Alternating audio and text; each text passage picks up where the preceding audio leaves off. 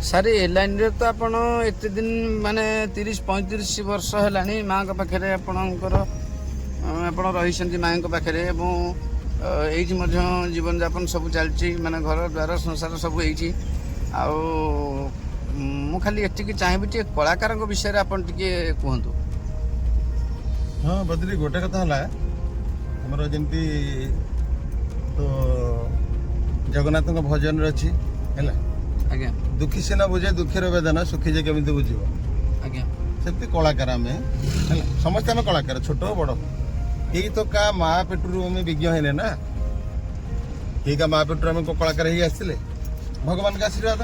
ଆଜ୍ଞା ଗୋଟେ ଜିନିଷ ବଦ୍ରି ମୁଁ କହିବା କଥା, ଯଦି ଆମେ କାହାର ନା କାହା ଆଶୀର୍ବାଦରେ, ବାପା ମାଙ୍କ ଆଶୀର୍ବାଦ ପ୍ରଥମେ, ତାପରେ ଠାକୁରଙ୍କ ଆଶୀର୍ବାଦ, ଯଦି ଆମେ ଉପରକୁ ଗଲେ ଆମ ଛୋଟ କଳାକାର ମାନଙ୍କ କଥା ଆମେ ନିହାତି ଚିନ୍ତା କରିବା କଥା କି ନାହିଁ? ମତେ ଗୋଟେ କଥା କୁହ। ନିହାତି ନିହାତି ନିହାତି ଦେଖ, ପ୍ରବଚକ ପ୍ରବଚନ ଦଉଛନ୍ତି, ରାତିକର ତାଙ୍କର 1,00,000, 1.5 ଲକ୍ଷ 2 ଲକ୍ଷ ଏମିତି କେତେ ବି ଆହୁରି ବି ଅଧିକା ଆମାଉଣ୍ଟର ପ୍ରବଚକ ଅଛନ୍ତି। କିନ୍ତୁ ସେ ମଞ୍ଚରେ ବସିଲା ମାନେ କହୁଛନ୍ତି ସର୍ବେ ଭବନ୍ତୁ ସୁଖିନ। ଦେଖନ୍ତୁ ତାଙ୍କ ଘର 2 ପଟ ସାଇଡରେ ତାଙ୍କର 3 ମହଲା କୋଠା ହେଇଥିବ, ତାଙ୍କ ଘର 2 ପଟ ସାଇଡରେ ଝୁପୁଡ଼ି ଟଲି ବାଲା ଥିବ, ତ ସର୍ବେ ଭବନ୍ତୁ ସୁଖିନ ହେଲା କି? ତ ସେମିତି ଆମେ କଳାକାର। ଧରନ୍ତୁ ଆମେ ଉପରକୁ ଯିବା ପରେ ଆମେ ଟୋଟାଲ ଆଉ ପଛ କଥା ଚିନ୍ତା କରୁନାହିଁ, ଇଏ ଗୋଟେ କଥା। ତାପରେ କଳାକାର ଆମକୁ ଦୁନିଆ ସମ୍ମାନ ଦେବା ପରେ, ଆମକୁ ସମାଜ ସମ୍ମାନ ଦେବା ପରେ ଆମେ ସମାଜର ସଂସ୍କାର ଆଣିବା ନା କୁସଂସ୍କାରୀ ହବା? ଗୋଟେ କଥା। ସମାଜର ସଂସ୍କାର ଆଣିବା ନା ସଂସ୍କାର ଆଣିବା। ଆମ କଳା ଲାଇନରେ ମୁଁ ଗୋଟେ ମାନେ ରିକ୍ୱେଷ୍ଟ କରୁଛି ପିଲାଙ୍କୁ, ଏବେ ଯେତେ ସବୁ ମାନେ ଆମ କଳାକାର ମାନେ ମରୁଛନ୍ତି, ମୁଁ ଗୋଟେ ଜିନିଷ କହି ସବୁ ଯାକ ମଦମୃତ। କେହି ବାଦ ଯାଉଛନ୍ତି ମଦରୁ? ମତେ କୁହନ୍ତୁ। ନା ତାହେଲେ ଏଇଆ କ'ଣ ବାପା ମା ଶିକ୍ଷା ଦେଇଥିଲେ ତମକୁ ସମାଜରେ ଶିଖେଇବା ପାଇଁ? ଆମେ ଜଣେ ବଡ଼ କଳାକାର ହବା, ନିଶାସକ୍ତ ଅବସ୍ଥାରେ ମଞ୍ଚରେ ଚଢ଼ିବା, ତ ଆମେ କଳାକାର ହେଲା ନା କଳାର ଧ୍ୱଂସ କଲେ? କଳାର ଧ୍ୱଂସ କଲେ ନା, ଲାଭ କ'ଣ? ଏବେ କେଡ଼େ କେଡ଼େ କଳାକାର ମାନେ ତ ଚାଲି ଯାଉଛନ୍ତି ଦୁନିଆରୁ। ଆମେ ତାଙ୍କ ପାଇଁ ଏମିତି ଶୋକ ସେବା କରିବା ପାଇଁ ବି ଇଚ୍ଛା ଲାଗୁନି। କାହିଁକି କହିଲ? ମଦ ପିଇ ମରିଥିବେ, କ'ଣ ଶୋକ ସେବା କରିବା? ତମ ନିଜ ଚରିତ୍ର ସଂଶୋଧନ କର ପ୍ରଥମେ, ତମ ସମାଜକୁ ଶିଖେଇବ।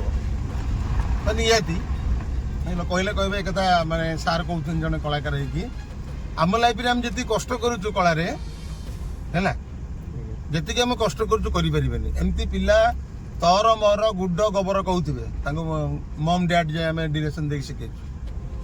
କିନ୍ତୁ ଆମ ଶିକ୍ଷାଗତ ଯୋଗ୍ୟତା ସେତିକି ନଥାଉ, କିନ୍ତୁ ଆମେ ଯୋଉ ପରିଶ୍ରମ କରିଛୁ, ଆଜିକାଲି କଳାକାର ପରିଶ୍ରମ କରିବେ ନା ଯଦି ବା ପରିଶ୍ରମ କରୁଛନ୍ତି କେବଳ ମଦ ହିଁ ପରିଶ୍ରମ କରୁଛି, ସିଏ ପରିଶ୍ରମ କରୁନାହାନ୍ତି। ଦେଖ, ଗୋଟେ ଡ୍ୟାନ୍ସ ମାଷ୍ଟର କୁହ, ଜଣେ ଡିରେକ୍ଟର କୁହ, କ'ଣ ସେ ଗୋଟେ ନିଶା ଖାଉଥିବେ? ଯଦି ମଦ ନ ଖାଉଛନ୍ତି ଗଞ୍ଜେଇ ଖାଉଥିବେ, ତାହେଲେ କ'ଣ ତମେ କଳାର ମର୍ଯ୍ୟାଦା ରଖିବ?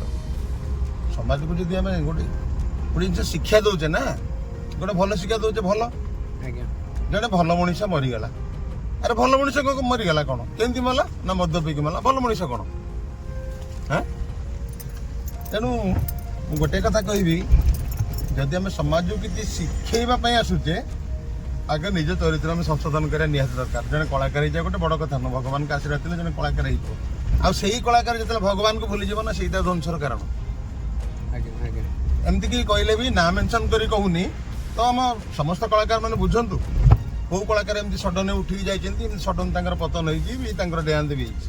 ଦେଖନ୍ତୁ ନାଇଁ, ଯଦି ମତେ ଏମିତି ସାମ୍ନା କରି ପଚାରିବେ ସାର୍ ଏ କଥା ଆପଣ କହୁଥିଲେ, ବର୍ତ୍ତମାନ ଆମେ ଚାହୁଁଛୁ ଜାଣିବା ପାଇଁ, ମୁଁ ମଧ୍ୟ ନା ମେନସନ୍ କରି ତାଙ୍କ ଆଗରେ କହିବି, କିଛି ଅସୁବିଧା ନାହିଁ ହେଲା।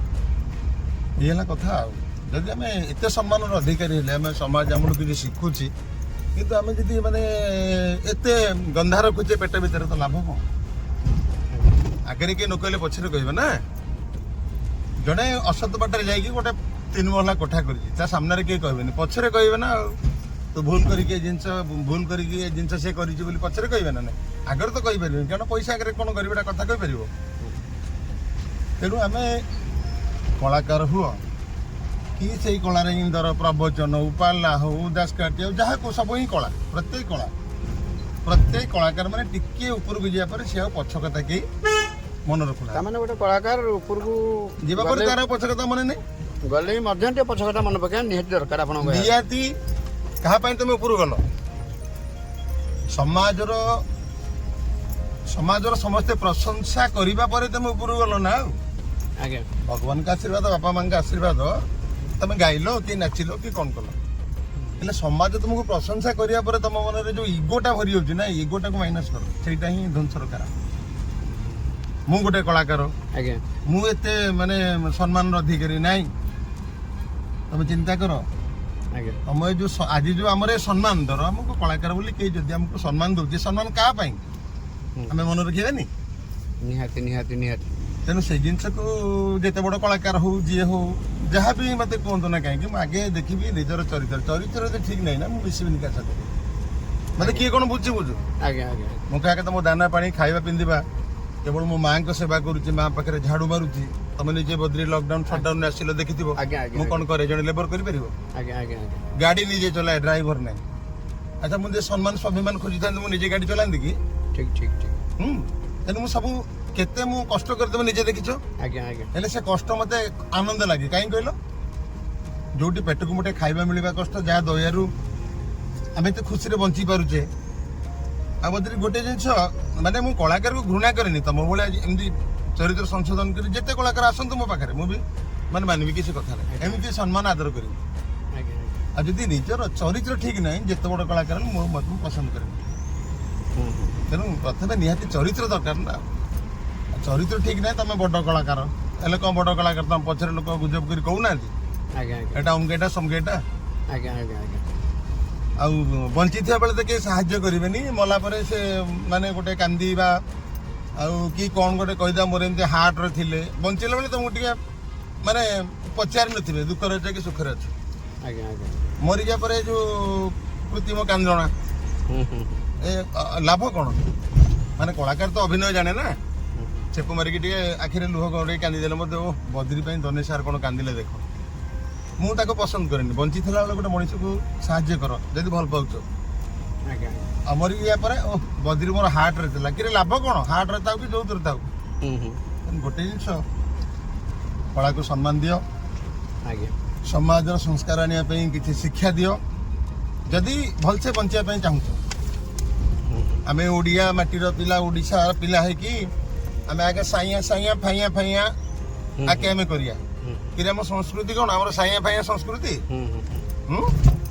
ଯୋଉ ପ୍ରକାର ଗେଟଅପ ଭଗବାନ ସୃଷ୍ଟି କଲେ ତ ଆମକୁ ମଣିଷ କରି ସୃଷ୍ଟି କଲେ ଆମ ଚୁଟି କଳା କିନ୍ତୁ ଏବେ ଧଳା ନେଳି ହଳଦିଆ ସବୁ ପ୍ରକାର ଚୁଟି ଏବେ ମିଳିଲାଣି ଏଇଟା କୋଉ ଚୁଟି ବଦ୍ରି ଗୋଟେ ସମାଜରେ ଯେତିକି ମାନେ ଭେକ ଥିଲେ ଭିକ ମିଳିବ ଆଜ୍ଞା ତାର ଅର୍ଥ ଇଏ ଚୁଟିକି ହଳଦିଆ ନାଲିଆ ମୁଁ ଥରେ ଦେଖିଲି ଆମର ଜଣେ କଳାକାର ଭାଇ ନେଳିଆ ବାଳ କରିକି ଆଇଛନ୍ତି ମାନେ ଏମିତି ମଣିଷ ବି ଅଛନ୍ତି ନେଳି ବାଳ ମଣିଷ ନାଇଁ ସାର୍ ଏଇଟା ଏମିତି ମାନେ ସାର୍ ଗୋଟେ ଗେଟ ପରିଷ୍କାର ନ ରହିଲେ ହବ କି ମାନେ ହଁ ଅବଶ୍ୟ ତମକୁ ଧନ୍ୟବାଦ ହେଲେ ତମେ ଏଇ ଯୋଉ ଗେଟଅପ ରହୁଛ ତମ ବାପା ମା ଭାଇ ଭଉଣୀ ତମ ବନ୍ଧୁବର୍ଗ ପରିବାର ଯେତେ ତମର ଅଛନ୍ତି ପଛରେ ସମସ୍ତେ ଏମିତି ଗେଟଅପ ରଖିଛ ତ ନିଜେ ଖାଉଥିବା ପିନ୍ଧୁଥିବା ଭଲସେ ଚଳୁଥିବା ଗାଡି ଘୋଡା ଚଲାଉଥିବା ନିଜ ମା ଗୋଟେ ଫଟା ଲୁଗା ପିନ୍ଧିଥିବ ମୂଲ୍ୟ କଣ କଳାକାର ଦରିଦ୍ର ନୁହଁ ଭଗବାନ କହିନାହାନ୍ତି ସମସ୍ତେ ଆମେ କହୁଛେ ଆମ କଳାକାର ଦରିଦ୍ର ଆମ ପ୍ରକୃତି ହିଁ ଆମକୁ ଦରିଦ୍ର କରୁଛି ଗୋଟେ କ୍ଲିୟର ହୁଅ ଆମ ନିଜର ପ୍ରକୃତି ଆମକୁ ଦରିଦ୍ର କରୁଛି ଆମେ ଯଦି ଖାଲି ଗୋଟେ ବ୍ୟାଣ୍ଡରେ ଦି ଚାରିଟା ଗୀତ ଗାଇଦେଲେ ଲୋକ କହିଦେଲେ ସେ କଣ ଗାଉଛି ବାସ୍ ଦେଖ ଆମ ଲାଙ୍ଗୁଡକୁ ଦେଖ ଆମ ଚୁଟିକି ଦେଖ ଯୋଉ ପ୍ରକାର ଷ୍ଟାଇଲ କରିକି ଆମେ ଯାଉଛେ ମୋଠୁ ବଡ କଳାକାର ଆଉ କେହି ନାହାନ୍ତି ଦୁନିଆରେ ଏକଥା ବି ପିଲା ବି କହୁଛନ୍ତି ତେଣୁ ତାକୁ ସବୁ ମୁଁ ପସନ୍ଦ କରେନି ତାପରେ ମୋର ଲେନ ଦେନ ନାହିଁ ମୁଁ ତ ମାନେ ମା ପାଖରେ ଝାଡୁ ମାରିଲି ମାର ସେବା କଲି ତମେ ନିଜେ ଦେଖୁଛ ଲେବର ଭଳି ଖଟିବି ସେଇ ମୋ ଆନନ୍ଦ ସେଇ ମୋ ଜୀବନ ସେଇ ମୋ ସମ୍ପତ୍ତି ସବୁ ହିଁ ମା ମାନେ ସବୁ କିଛି ମୋର ମତେ ଦୁନିଆ ହଜାର ଲୋକ ହଜାର କଥା କରି ମୁଁ କାହା କଥା ଜାଣିନି ମୁଁ ଚାରିକାନ୍ତ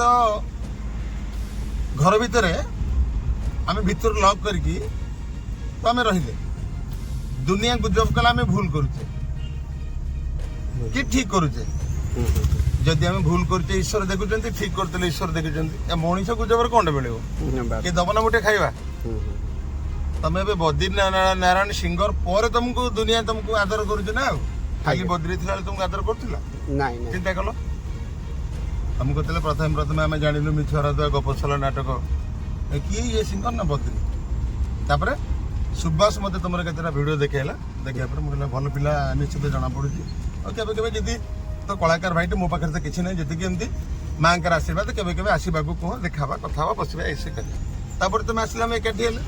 ଆଜ୍ଞା ମୁଁ କହିତେ ସବୁ କଳାକାରଙ୍କର ଚରିତ୍ର ଏମିତି ହଉ ତମ ଭଳିଆ। ତାର ତ ମୁଁ ତମକୁ ଟେକିକି ପ୍ରଶଂସା କରୁନି, ନା ନା ସାମ୍ନାରେ ଗୋଟେ କହିଲେ କାହାର ପ୍ରଶଂସା ଠିକ ନୁହଁ।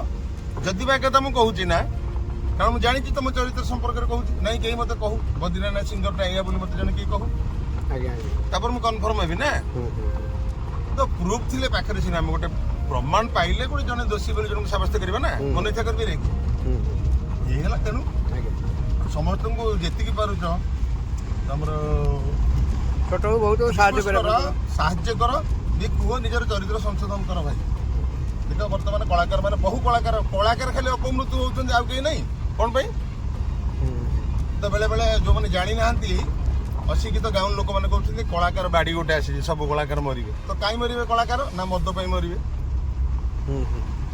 ତେଣୁ ସମସ୍ତଙ୍କୁ ମେସେଜ ଦିଅ, ସମସ୍ତେ ସୁଧୁରି ଯାଆନ୍ତୁ, ନହେଲେ ମାନେ ଯୋଉଟା କି ଭଗବାନଙ୍କର ଆଶୀର୍ବାଦ ବଦଳରେ ଆମ ପାଇଁ ଅଭିଶାପ ହବ।